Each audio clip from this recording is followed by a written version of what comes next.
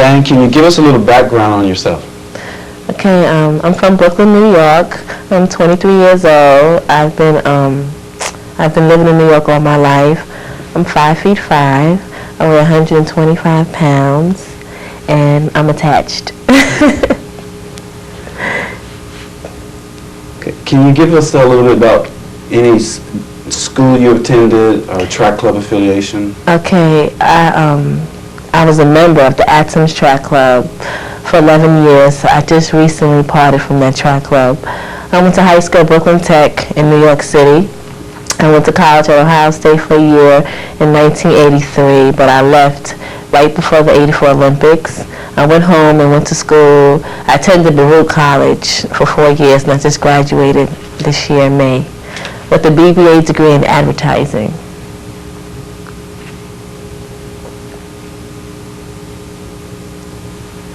Number one, 400 meters at the Olympic trials.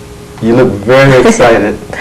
Can you share some of your race experience with us? What were some of your expectations going into the race? Well, first I'd say I'm very excited about the win. I only dreamt about it, but when it became a reality, it was even better.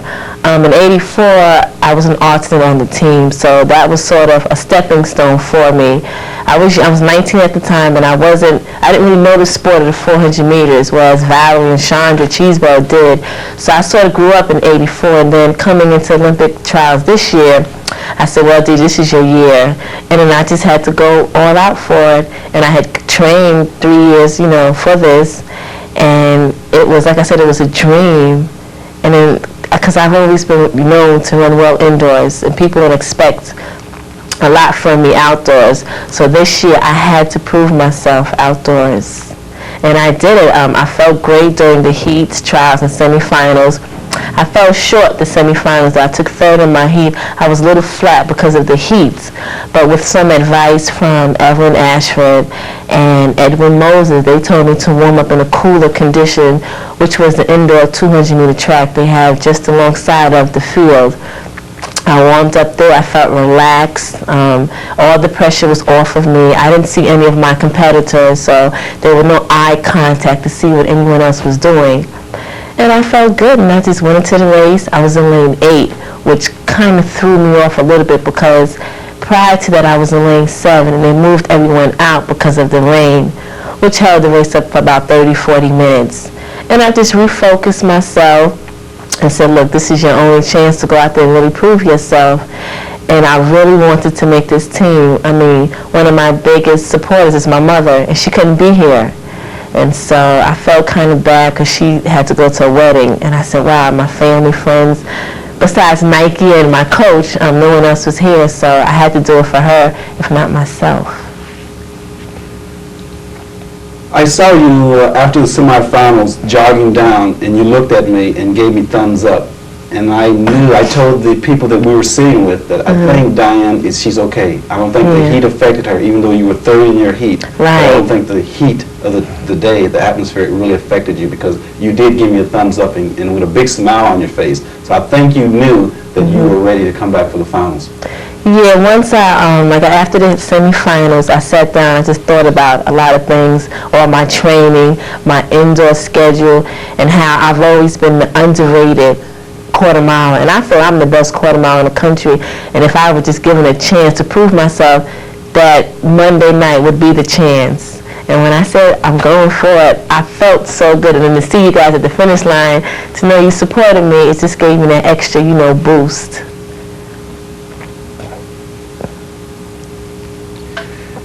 Can you share some of your career highlights with us domestically and internationally? I know you've done a lot of traveling. Can you share some of that with us? '86 was my best year. I was the Mobile Grand Prix winner indoors and outdoors. I ran several quarter-mile races, which I came out on top. I was very pleased with myself. I PR'd that year. I ran 50.24 in Oslo, July 8th. And that was great for me. I think in '84 also, when I was awarded my gold medal, that was another highlight because I got the medal indoors at the TAC Nationals. So that was basically another highlight of my years in running. But I think Monday night just winning the Olympic trials was the biggest one, my biggest win that I could prove to myself, prove to anybody. But other than that, competing internationally is good because the Europeans recognize track and field more than the United States does for some reason. I think track and field is camouflaged by other sports, so we don't get widely recognized, whereas we go overseas and track and field, you can pack a stadium like 50, 60,000 people, and you have the ambiance, you have all the support, and it's great. You can run well over there. So running internationally and domestically indoors, I think is an advantage for me, because indoors everyone knows who I am, and you get the crowds, and you can feel most of the infield houses indoors. But outdoors, I would say European track and field would be far, more better than it is here in the States. What are some of the countries you've run in? Oh, wow. Let's see.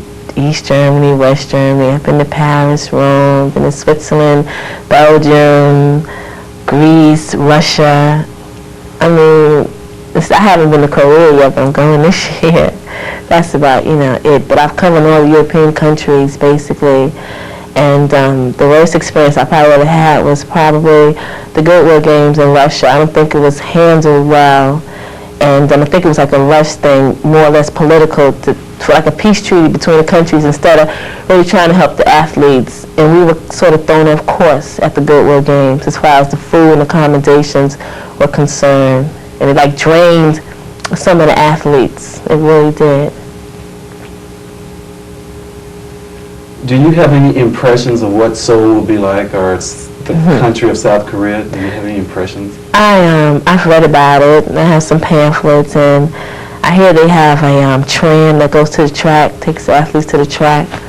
And I've spoken to people about it. They told me that Korea is beautiful. They really fixed it up for the Olympics. So I can imagine.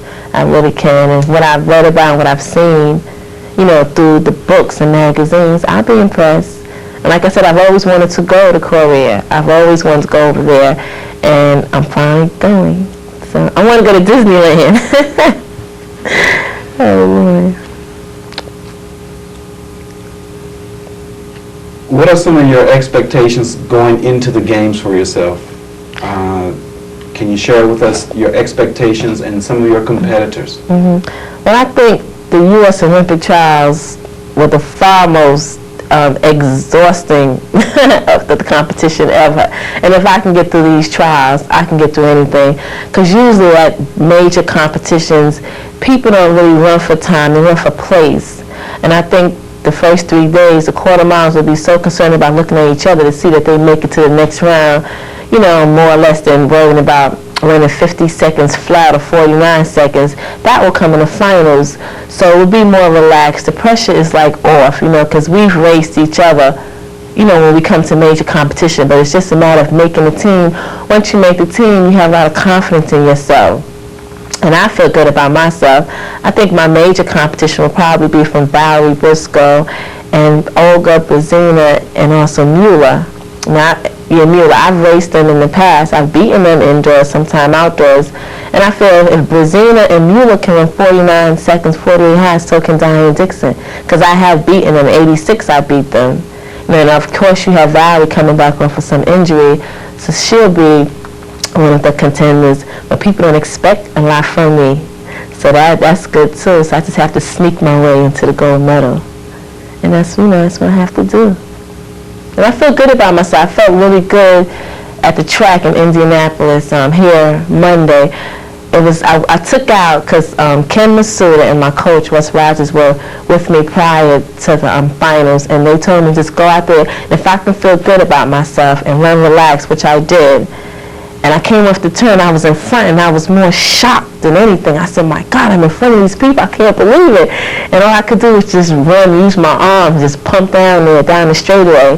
So if I can feel that feeling, once you get the feeling of winning, it sort of comes natural to you. If I always took second and third, I might be a little like, oh wow, going into Seoul. But once you get the feeling of winning and beating good people, then that usually sticks with you, and you can carry that on throughout the rest of the year. That's what I'm going to do. Yeah, we'll go ahead and roll. Oh, no. Usually the first, Okay. I'm not. But anyway, in Korea there are over 40,000 active American young soldiers, and they're there to guard South Korea from North Korea. They're American soldiers.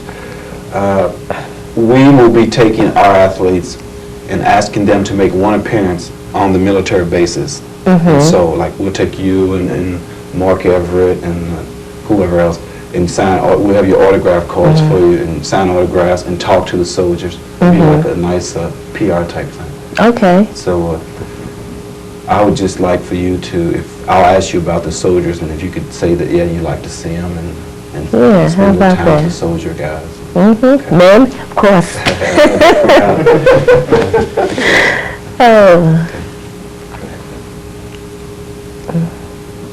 Diane, as you know, there are over 40,000 active American soldiers in South Korea.